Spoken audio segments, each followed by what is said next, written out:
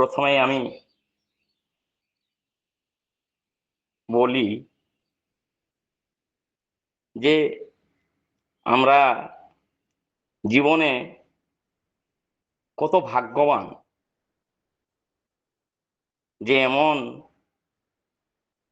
ঠাকুরের আমরা নাম গ্রহণ করতে পেরেছি। এই শ্রী শ্রী ঠাকুর অনুকূলচন্দ্র তিনি যে কে এটা কিন্তু আমরা জানতাম। কখন আমরা জানলাম? যখন আমরা এই পৃথিবীর আলোতে আমার মাতা পিতা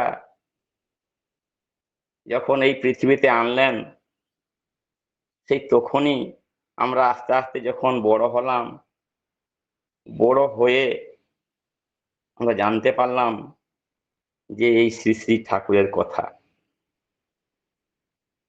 তো এই ঠাকুরের কথা কলিযুগে যে তিনি এসেছেন, সত্যি মানে বিস্ময়কর ব্যাপার।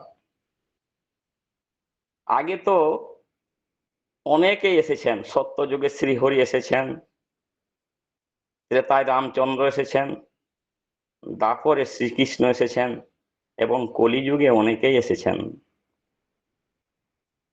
বুদ্ধদেব এসেছেন, যিশু এসেছেন, মোহাম্মদ রসুল এসেছেন, শ্রী চৈতন্য এসেছেন, রামকৃষ্ণ এসেছেন, পরিশেষে এসেছেন আমাদের পরম পিতা শ্রী শ্রী ঠাকুর অনুকূলচন্দ্র। এই অনুকূলচন্দ্র এসে কি করলেন? এসে তিনি আমাদের কাছে দীক্ষার ব্যবস্থা করলেন। দীক্ষা নিতে হবে। সেই যে ঋত্বিকরা দীক্ষা দেন, আমার জীবনে আমি যতটুকু জেনেছি, দীর্ঘ আমার বয়সটা হয়তো আপনারা ঠিক জানেন না, 71+ বয়স চলছে। আমি দীক্ষা নিয়েছি 1985 সালে। আজকে প্রায় 40-41 বছর হলো আমি ঠাকুরের নাম গ্রহণ করেছি। আমি এই নাম গ্রহণ করে উপলব্ধি করতে পেরেছি, জীবনে চলার পথে অনেক সমস্যা আসে, অনেক জ্বালা যন্ত্রণা, অনেক কিছুই আসে, কিন্তু যদি আমরা এই ঠাকুরকে নিয়ে তার বিধি বিধান মেনে চলি, মনে হয় জীবনে আমাদের কোনো জ্বালা যন্ত্রণা দুঃখ সমস্যা কোনো কিছুই আমাদের কিছু করতে পারবে না। এই যে নাম ধ্যান শক্তি যজ্ঞে, এই যে আমরা প্রত্যেকেই ব্রাহ্ম মুহূর্তে ভোরবেলা ঘুম থেকে উঠে হাত মুখ ধুয়ে ইষ্টবৃত্তি করে, না প্রথম নাম ধ্যান করে তারপর ইষ্টবৃত্তি করি, তারপর প্রার্থনা করি। এটাই তো ঠাকুর আমাদের বিধান দিয়েছেন, ঋত্বিক বলেছেন। এই যে নাম করি, যদি আমরা সব সময় নামময় থাকি, নামে সিদ্ধ হলে দেখবেন সেই মানুষরা বাক সিদ্ধ হয়। নাম যখন আমরা করি তখন সেই নামের কথা আমাদের মনে পড়ে। নাম আর নামই অভেদ। নামের মধ্য দিয়েই নামের প্রতি অনুরাগ বাড়তে থাকে, তাকে অন্তরে অনুভব করা যায়। তিনি তখন আমার অন্তর জুড়ে থাকেন। তখন কে কেমন লোক, কোনটা ইষ্ট প্রতিষ্ঠা, কোনটা নয়, সব বোঝা যায়। মন অন্তর্মুখী হয়, কারণমুখী হয়। নাম করতে করতে প্রতি শ্বাস প্রশ্বাসে নাম গাঁথা হয়ে যায়। তখনই দুনিয়াময় আমাদের ইষ্ট বোধ হয়। কাজেই এই নামের যে শক্তি, নামের যে মুক্তি, নামে আছে ভক্তি। এই নামের শক্তির আমার জীবনের একটা আমি ঘটনার কথা বলি। আমার জীবনের ঘটে যাওয়া একটা ঘটনা, অনেক ঘটনাই ঘটেছে আমার জীবনে পরীক্ষিতভাবে। এই তো এই যে 20 তারিখ 20 মার্চ আমরা দেওঘর যাচ্ছিলাম। অবাক হয়ে যাবেন, আমাদের বাড়িতে একজন মাস্টারমশাই, গানের মাস্টারমশাই আসেন। তার নাম হচ্ছে দুলাল সাউ। এই দুলাল সাউ আর আমি মাঝে মাঝে আমরা দেওঘরে যাই। তো এই 20 মার্চ আমরা দুইজন ঠিক করলাম যে আমরা দেওঘরে যাব। দিয়ে আমাদের কাছের স্টেশন ট্রেনের ঝাড়গ্রাম। তো সেই দুলাল সাহের বাড়ি গৈবল্যপুরের কাছে, আমার বাড়ি থেকে প্রায় 15-20 কিলোমিটার দূরে ওনার বাড়ি। তো উনি, আমাদের ট্রেনটা আছে 4টার সময়, সেই 4টার সময় আমরা টাটা যাব। দিয়ে দুপুরে 1:30 দিয়ে খাওয়া দাওয়া করে আমি বাসে চাপলাম আমার স্ট্যান্ডে। আর সেই দুলাল সাউদা উনি চাপলেন সেই গোপীবল্লভপুরে বাস স্ট্যান্ডে। দিয়ে ফোন করে যখন আমি জানলাম যে দুলালদা 3:30টার দিকে ঝাড়গ্রাম স্টেশনে পৌঁছে গেছেন, দিয়ে উনি আমাকে ফোন করছেন, দাদা কোথায় আছেন? আমি বলছি আমিও ঝাড়গ্রাম পৌঁছে গেছি, আমি যাচ্ছি। গিয়ে যখন আমি স্টেশনে পৌঁছালাম তখন সেই দুলালদা বলছেন, ভাই আমি তো টিকিট কাটিনি, তাহলে তুমি টিকিট কাটো। দিয়ে আমি সেইখানে টিকিট কাটলাম 2টা। টিকিট কেটে আমরা দুজনেই সেই ওভারব্রিজ দিয়ে হেঁটে হেঁটে যাচ্ছি। গিয়ে যখন সেই আমরা ওভারব্রিজটা ঠিক মাঝামাঝি গেছি, দেখছি 2টা 4টা আছে, তো প্ল্যাটফর্ম আছে। তো কোন প্ল্যাটফর্মে ট্রেন আসবে, দিয়ে আমরা সেইখানে দাঁড়িয়ে আছি। হঠাৎ সেই দুলালদা বলছেন, মুরলীদা আমি তো আমার ফোনটা খুঁজে পাচ্ছি না। আমি বলছি কেন, কি হলো? বলছে ফোনটা কোথায় আমার হারিয়ে গেল। কিন্তু আমরা দুইজনেই যখন হেঁটে হেঁটে যাচ্ছি সেই ঠাকুরের কথা বলে বলেই যাচ্ছি। হঠাৎ তার মনে হলো, তখন আমাকে বলছে আমার ফোনটা কোথায় আমি হারিয়ে দিলাম, কোথায় পড়ে গেল। দুজন আমরা কথা হচ্ছি, অবাক হয়ে যাবেন। ভাবছো বসে চলবে কিসে, ভাববার তুমি কে? ভাববার যিনি ভাবছেন তিনি, ভাবো তুমি তাকে। সেই নামটা যদি করা যায়, আমি তখনই উপলব্ধি করতে পারলাম। আমরা দাঁড়িয়ে কথা বলছি, সেই সময় যেন ঠাকুর কাউকে পাঠিয়ে দিয়েছেন। এক দাদা গিয়ে বলছেন, দাদা আপনাদের ফোন হারিয়েছে। অবাক হয়ে যাবেন। তখন সেই দুলাল্লা বলছেন, হ্যাঁ আমার ফোনটাই হারিয়ে গেছে। বলে যান যান, আমি সেই টিকিট কাউন্টারে সেই টিকিট মাস্টারকে দিয়ে এসেছি, আপনারা যান ওখানে এখানে করবেন। তখন দুলালদা বলছেন, দাদা আপনিও চলুন না, একটু বলবেন, না হয় উনি হয়তো দিবেন না। দিয়ে দুইজনেই গেলেন। আমি সেখানে ব্যাগ নিয়ে দাঁড়িয়েছিলাম। একটু পরেই দেখছি সেই দুলালদা তাকে নিয়ে ফোন নিয়ে হাসতে হাসতে আমার কাছে এসে বলছেন, দাদা চিন্তা করে দেখছেন ঠাকুরের কত দয়া, ঠাকুরের কত কৃপা। এইভাবে আমার জীবনের আর একটা ঘটনার কথা আমি বলি। আমার জীবনে সবচেয়ে মর্মান্তিক ঘটনা 2013 সালের ঘটনা। আমি আর আমার স্ত্রী, আমার শ্বশুর বাড়ি ঝাড়খণ্ডের, আপনারা ঘাটশিলা নাম শুনেছেন, ঘাটশিলা স্টেশন, ধর্মগড় স্টেশন, সেইখানে আমার শ্বশুর বাড়ি। তো আমি মোটর সাইকেলে গেছি, আমরা দুজনেই, এই মোটর সাইকেলে দুজনেই তারপর দিন আমরা আসছি। তো যে বাড়িতে রাত্রে ছিলাম সেই বাড়িতে তখন আমি ইষ্টবৃত্তি করেছি।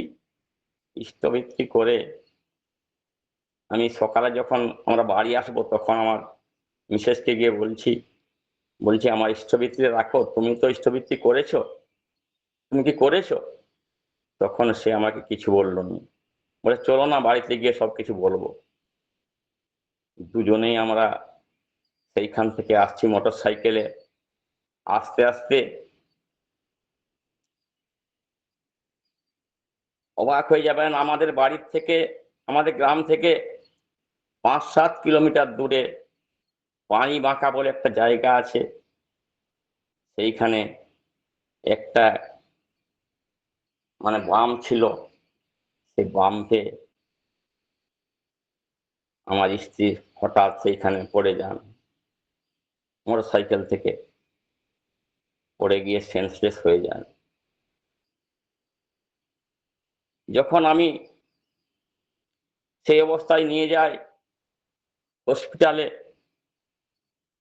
তখন হসপিটালে বলছেন যে নাই, উনি চলে গেছেন, ইহলোক থেকে পরলোকে চলে গেছেন। তখন অবাক হয়ে যাবেন,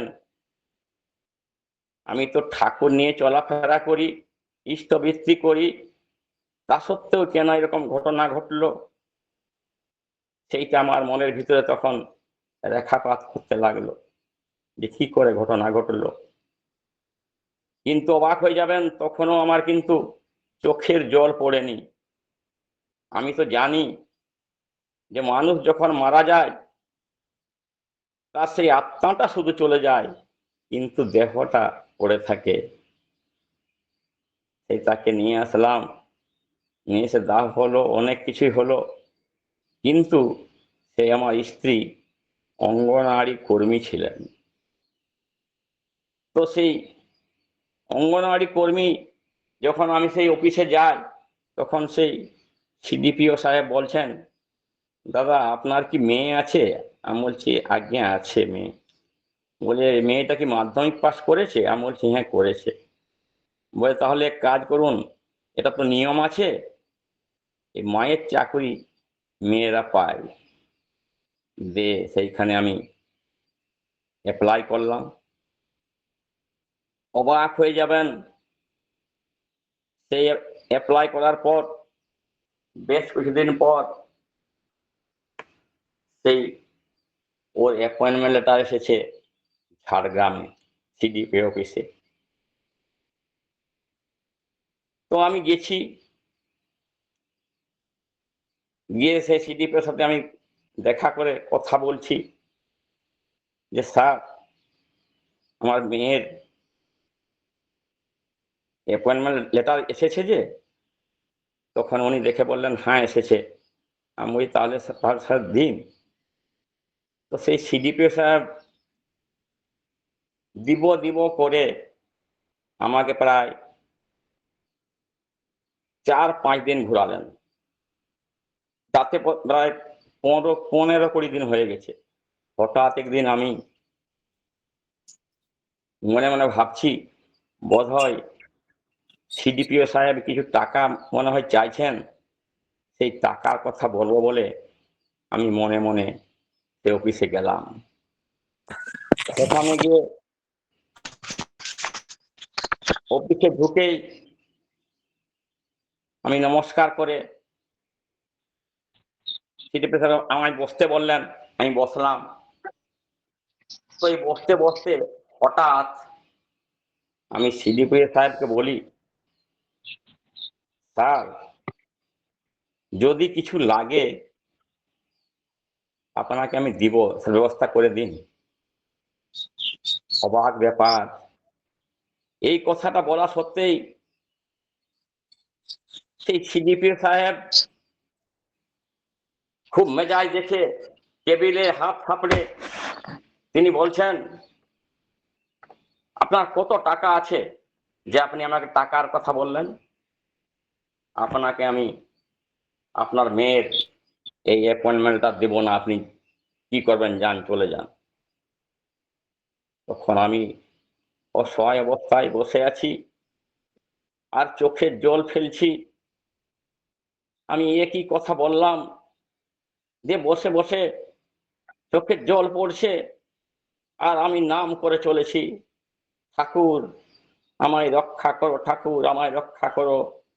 আমি কোথায় এসে পৌঁছালাম, কি বলতে কি বলে ফেললাম। আমি সব সময় সেই নাম করছি চোখ বন্ধ করে।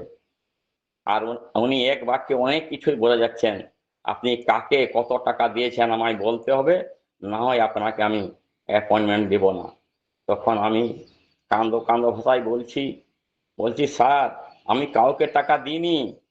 আপনি ওই শ্রীকান্ত মাহাতো বলে একজন লোক আছে, ওকে জানেন? একজন মন্ত্রী ছিলেন, আপনি মন্ত্রী আছে, আপনি জানেন? বলছে হ্যাঁ জানি তো। আমি বলছি উনি আমার আত্মীয় হয়, সেই জন্য উনিই আমার এটা ঠিকঠাক করে দিয়েছেন। তা সত্ত্বেও তিনি কিন্তু নাছোড়বান্দা। তখন সেই যেমন ঠাকুর যেন কাকে পাঠিয়ে দিলেন, সেই সময় আপনারা অবাক হয়ে যাবেন। সেই ঘরের ভিতরে প্রবেশ করলো আমারই পরিচিত এক শ্রাবণী ভকত বলে একটি সুপারভাইজার মা। সে ঢুকেই আমাকে বলছে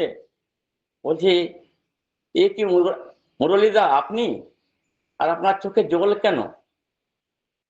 আমি আর কিছু বলতে পারিনি। সেই শ্রাবণী বলছে আচ্ছা, বৌদির যে অ্যাক্সিডেন্ট হয়েছিল, বৌদির কি কোনো কিছু হয়েছে? তখন আমি বললাম না, উনি তো নাই, ও তো মারা গেছে।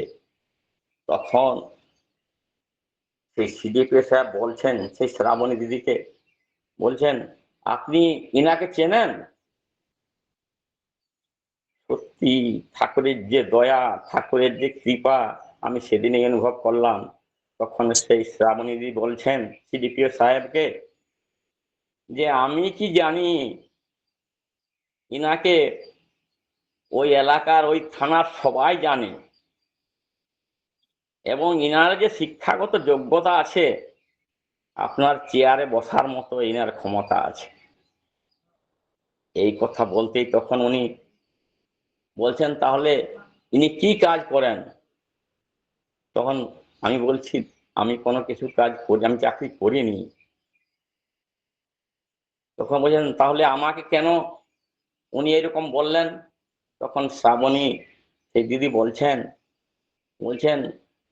উনি হয়তো কি বলতে মনে মনে ভাবলেন যে হয়তো টাকা পয়সা দিলে আপনি তাড়াতাড়ি দিয়ে দেবেন, সেই জন্য উনি মুখের থেকে ওনার বেরিয়ে গেছে। তো আমি মুরলীদাকে বলছি, মুরলীদা আপনি একটু ভুল স্বীকার করুন যে আমার বলাটা ভুল হয়েছে।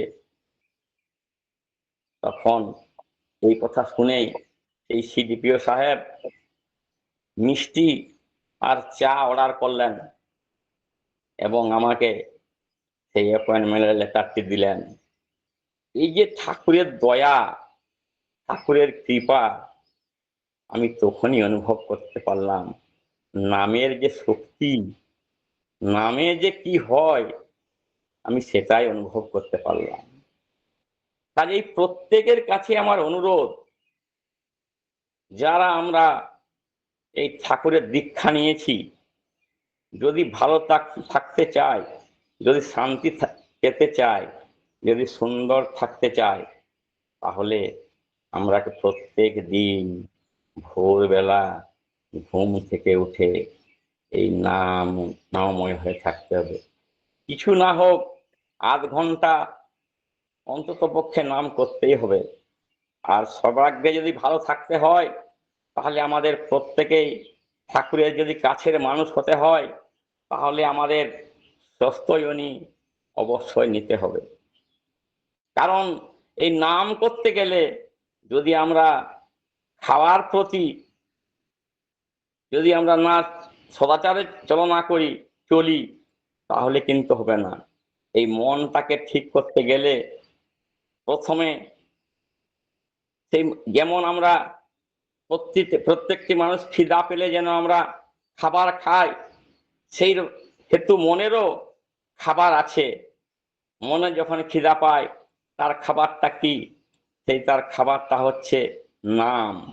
এই সামান্য যদি নামটা আমরা করি তখন দেখবেন মনটা অনেক শান্ত হয়ে যায়।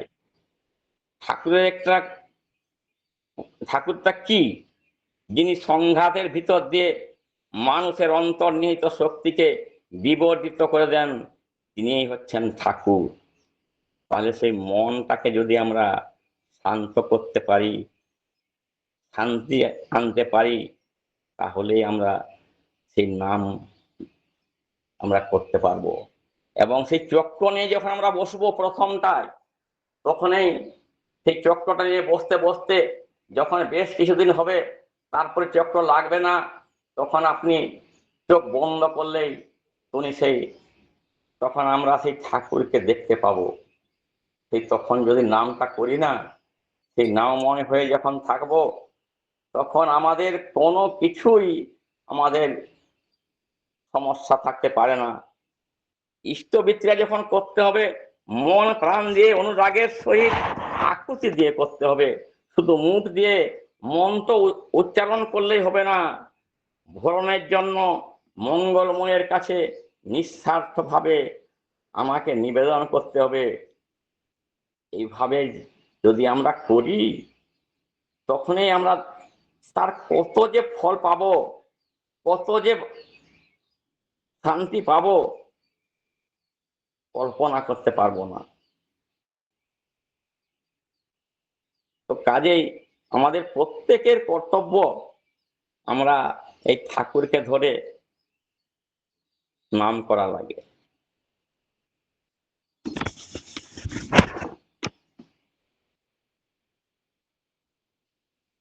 আমরা প্রত্যেকেই জানি, সূর্যকে দেখেছি তো, সূর্য আমাদের আলো দেয়। সূর্য কিন্তু আমাদের এমনিতেই আলো দেয় না। সূর্যকে কতটা পুড়তে হয় তা আমরা জানি না, কতটা উত্তাপ সহ্য করতে হয় তাও আমাদের জানি না। আমাদের অন্ধকার থেকে আলোকিত করার জন্য ঠিক তেমনি এই সমাজের যারা অন্ধকারে ডুবে আছে, কষ্ট পাচ্ছে, দুঃখ যন্ত্রণা পাচ্ছে, বিকৃত চলনে চালিত হচ্ছে, তাদেরকে শ্রী শ্রী ঠাকুরের আলোয় আলোকিত করতে হলে আমাদেরকেও সেইভাবে উড়তে হবে।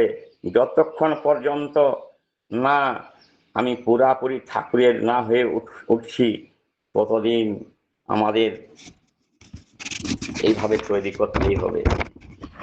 এই জগতে যা কিছু আছে, পেতে গেলে কষ্ট সহ্য করতে থাকতে হয়।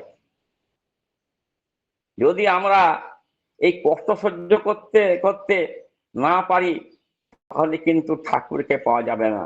যদি আমরা এই কষ্টকে সহ্য করে যখন আমরা ঠাকুরের পুরোপুরি হয়ে না উঠব, তখন কিন্তু আমরা ঠিক আলোর দিশা দেখতে পাবো না। তাই প্রকৃত যখন দেখবেন, যেমন একটা মাটিকে যখন আমরা পুড়াই তখন সেই শক্ত হয়ে যায়, ইট হয়ে যায়, সেইভাবে যদি আমরা নিজেদের সহ্য করে আমরা কষ্ট করে যদি তৈরি হয়, তখন সবাই দেখবেন আমরা অনেকটা ঠাকুরের হয়ে গেছি। তখন সবাই সেই আলোর পথে নিয়ে আসা আমাদের সম্ভব হবে। কাজেই প্রত্যেকের কর্তব্য, আমরা যারা অবহেলিত, যারা ঠাকুরকে ধরেননি, তাদের বাড়ি বাড়ি গিয়ে তাদেরকে বুঝিয়ে, এই যে ডিপিওয়ার্সটা ঠাকুর বের করেছেন, ডিপিওয়ার্স দীক্ষাপত্রের সমীক্ষা, এই দীক্ষাপত্রের সমীক্ষার জন্য প্রতিদিন আমাদের সেই বাড়ি বাড়ি যেতে হবে এবং বাড়িতে গিয়ে ঠাকুরের কথা শোনাতে হবে। আমার জীবনে আমি প্রত্যেক দিন 4-5টা বাড়ি যাই, সেই বাড়িতে গিয়ে ঠাকুরের কথা বলি এবং মানুষকে ঠাকুরের কথা শোনাই। এইভাবে আমার জীবনে প্রায় আমি 1000 জনের 1000 থেকে বেশি লোকের আমি দীক্ষায় ব্যবস্থা করেছি। এই জন্য জীবনে আমি অনেক অহংকারের কথা নয়, আমি বর্তমানে এমন সুন্দর আছি, ভালো আছি। আমার ছেলে, আমার বৌমা, আমার নাতি, আমার মেয়ের নাতনিরা আপনারা জানেন। এই মধুমিতা মাহাতো যে আমার একটা নাতনি, আমার মেয়ের মেয়ে, সে গান করে মাঝে মাঝে আমাদের বাড়িতে যখন মানে প্রার্থনা হয় যেন সৎসঙ্গ হচ্ছে। আমাদের বাড়িতে আমরা 4 ভাই, 4 ভাইয়ের ছেলে মেয়ে বৌমা সবাই যখন বসে আমরা 10-12 জন প্রার্থনা করি, তখন মনে হয় যেন প্রত্যেক দিন সকাল সন্ধ্যা দুবেলা আমাদের বাড়িতে সৎসঙ্গ হচ্ছে। আমার নাতি নাতনারা গান করে, আমার ছেলে খোল বাজায়, আমার ছেলে কিছু ঠাকুরের কথা ইষ্ট প্রসঙ্গ করে, যেন প্রতিদিন আমাদের বাড়িতে সৎসঙ্গ হচ্ছে। ঠাকুরের কথা বলা আছে না, সৎ নাম গ্রহণ করো, সৎ নাম মনন করো, আর সৎসঙ্গের আশ্রয় গ্রহণ করো। আমি নিশ্চয়ই বলছি তোমাকে তোমার উন্নয়নের জন্য ভাবতে হবে না। আমি সেইভাবে প্রত্যেক দিন আমাদের বাড়িতে এত শান্তি, এত আনন্দ জীবনে আমি পেয়েছি, আমি সত্যি ভাষায় প্রকাশ করতে পারছি না। আমার ছেলে ছেলের মতো হয়েছে, আমার বৌমা বৌমার মতো হয়েছে, আমার নাতি নাতনা সবাই আমার কাছে অনেক সুন্দর হয়ে উঠেছে এই ঠাকুরকে ধরে। কাজেই প্রত্যেকেই যদি শান্তি পেতে চান, পরবর্তী জেনারেশন যদি নাতি নাতনা ছেলে বৌমারাকে তৈরি করুন, যাতে ভবিষ্যতে তারা ঠাকুরকে নিয়ে এই দুনিয়ায় সুন্দরভাবে শান্তিভাবে চলতে পারে। আমি গ্যারেন্টি দিয়ে বলতে পারি, যারা এই ঠাকুরকে নিয়ে চলবে তাদের জীবনে কোনোদিন কোনো কিছুরই অভাব থাকবে না, দুঃখ তো আসবেই না। সে সব সময় সেই আনন্দ নিয়ে চলাফেরা করবে। কাজেই আমি আর অধিক কিছু না বলে প্রত্যেকের মঙ্গল প্রার্থনা করে, মঙ্গল কামনা করে আমি আমার এই 2-4 কথা শেষ করলাম। কি ভুল বললাম, কি ভালো বললাম আমি ঠিক জানি না। যদি কোনো কিছু ভুল বলে থাকি তাহলে নিজ গুণে আমায় মাফ করবেন, ক্ষমা করবেন। আমি ঠাকুরের কাছে প্রার্থনা করি আপনার সবাই আনন্দে থাকুন, সুন্দর থাকুন, সুস্থ থাকুন। জয় গুরু। বন্দে পুরুষোত্তমম, বন্দে পুরুষোত্তমম, বন্দে পুরুষোত্তমম। জয় গুরু, জয় গুরু, জয় গুরু।